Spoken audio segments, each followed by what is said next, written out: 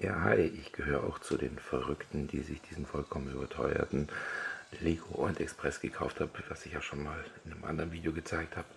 So, jetzt hat mich natürlich der Ehrgeiz gebissen und ich möchte das Ding zum Laufen kriegen und ich möchte es auch optisch ein bisschen optisch verbessern nach meinem Geschmack, muss man gleich immer dazu sagen.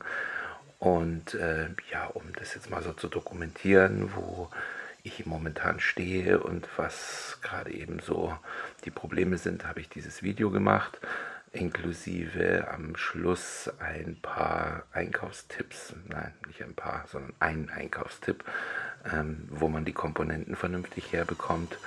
Ja, mir hat Spaß gemacht bis jetzt und ich glaube, dass das Ding einfach ein langfristiger Prozess ist, bis mir das so gelingt, dass es mir gefällt und dass es dann auch so bleiben kann. Wahrscheinlich wird es nie so bleiben, das macht ja aber den Charme von Klemmbausteinen aus, dass man einfach ja, sich was draus baut. Die Preisdiskussion kennen wir alle, die Fehler kennen wir auch alle. Ich bin ein bisschen unkritischer, ich habe das Geld ausgegeben, ich versuche jetzt einfach mal das Beste draus zu machen. Kurz zum Wagen, nur kurz erklärt, was habe ich da gemacht. Ich habe diese unsäglichen Achsen hier ausgetauscht, bei den Wagen hier beim Tender noch nicht, gegen Achsen mit Metallachsen in der Mitte.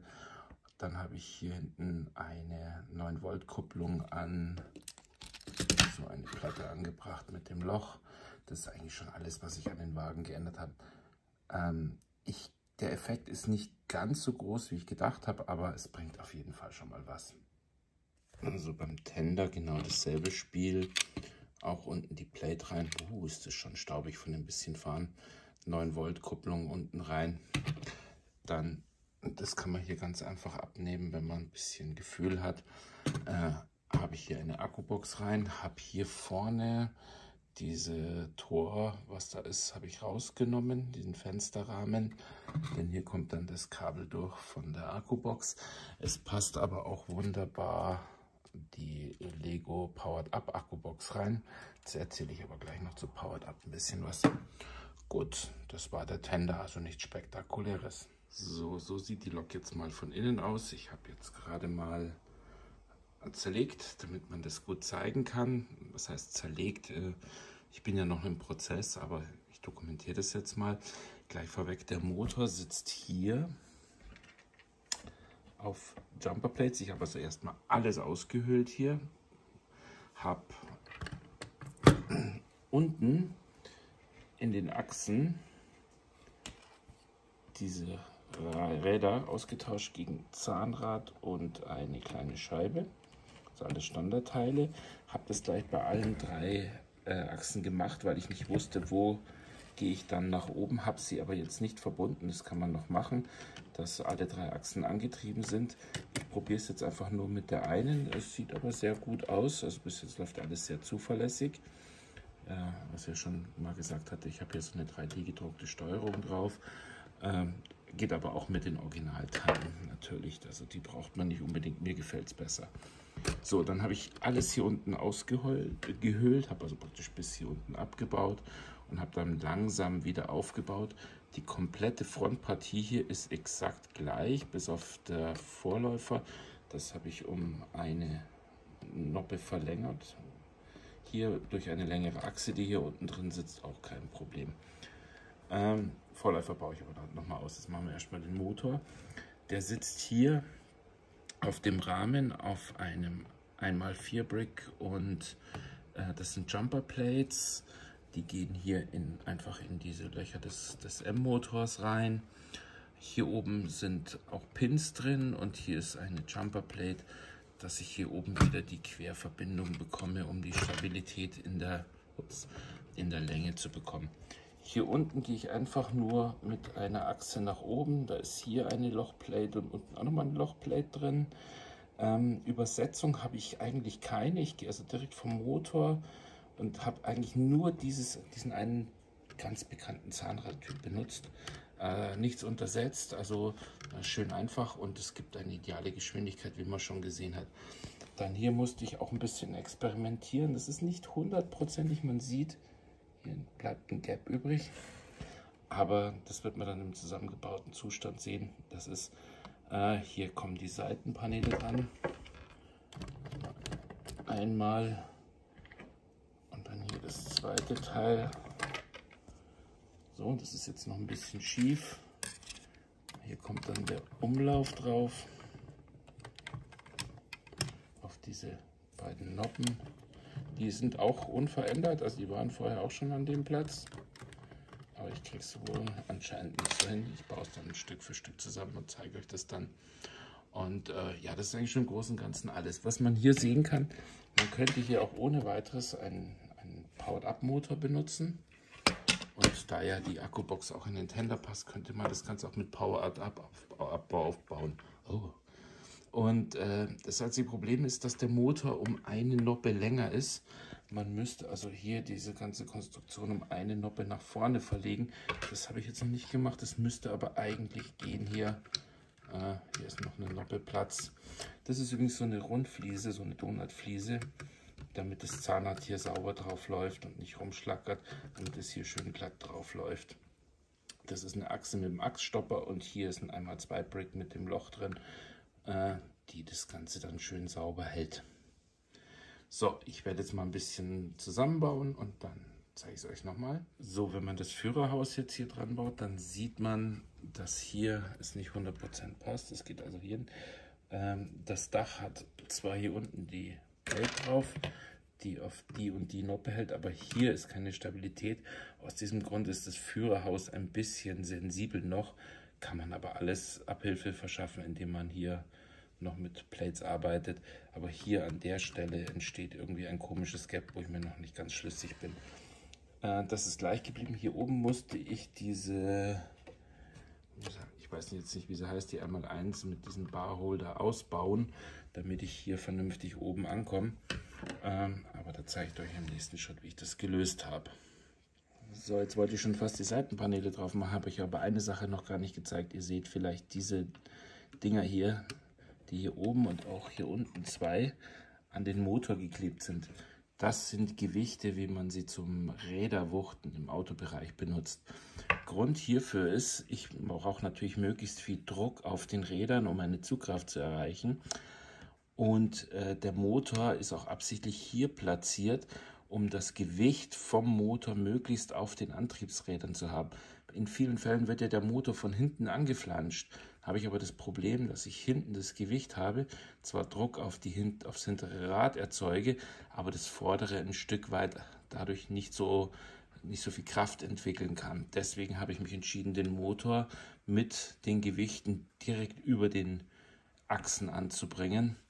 Wäre vielleicht einfacher gewesen, ihn hinten anzuflanschen. So, glaube ich, ist es aber von der Zugkraft her wesentlich effektiver. Werden wir doch beim Fahren sehen. So, der Vorläufer jetzt noch mal kurz gezeigt. Wie habe ich den gemacht? Er ist fast identisch aufgebaut. Halterung ist das gleiche. Auch das Prinzip ist das gleiche. Dieser Technikteile mit der Achse, Kreuzachse durch, die ich jetzt durch eine längere ersetzt habe. Hier habe ich jetzt auch nochmal dieselben Teile wie hier eingebaut, diese, ich weiß nicht, diese Plate mit dem Achsholm. Und dann habe ich hier vorne als Schienenräumerersatz, weil mir diese Technikteile nicht gefallen haben und weil ich hier unter der Schürze bleiben möchte, damit die Schienenräumer hier vorne sitzen, habe ich auch diese Bars, diese komischen Dinge und habe einfach, einmal zwei Fliesen als Schienenräumer hier vorne dran. Das sieht in der richtigen Lok richtig gut aus. Das zeige ich euch jetzt gleich, wie schön das ausschwenkt. Ansonsten sitzt es ganz normal, so wie es im Original auch ist, hier unten in dieser Achsaufnahme. Das ist also unverändert. So, ich habe jetzt die Lok mal auf einen Lego-Radius, also auf einen 40er gesetzt. Und damit man mal sieht, wie weit das Ganze ausschwenkt und was ich gemeint hatte mit den Schienenräumern, die hier unten drunter vorbeigehen müssen auch. Man sieht es also ganz eindeutig. Lok schert also hier vorne schon ordentlich aus. Wenn man das aber mal von oben schaut, ich glaube, dass der aktuelle Schnellzug von Lego weiter in die Kurven rausgeht. Also ich glaube nicht, dass man da auf einer klassischen Anlage Probleme bekommt. Wichtig ist halt, dass hier die Räder schön sauber laufen, dass das hier schön freigängig ist. Deswegen habe ich auch das Drehgestell, also den Vorläufer, so flach gebaut. Hier ist also richtig noch Platz unten drunter, dass der schön frei laufen kann.